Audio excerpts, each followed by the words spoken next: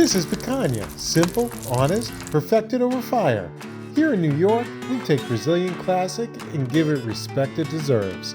One cut, one flame, one plate at a time. It starts with the trim, sharp knives, clean lines, and a fat cap that's just left thick enough to render it into pure flavor.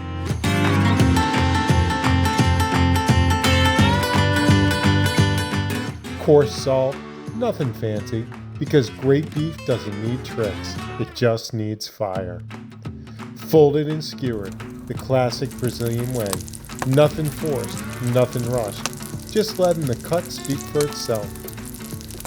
Over the flames, the fat begins to render, the flames rise, and the smell tells you what's coming. This is control, managing heat, respecting the fire, and turning the fat into pure smoky perfection. Once it's kissed by the flames, we let it rest. Resting is everything. It locks in the juices, keeps the tenderness, and sets you up for perfect slices. Against the grain, always. Clean, even slices, revealing that perfect gradient from crust to center. This is the moment the work pays off.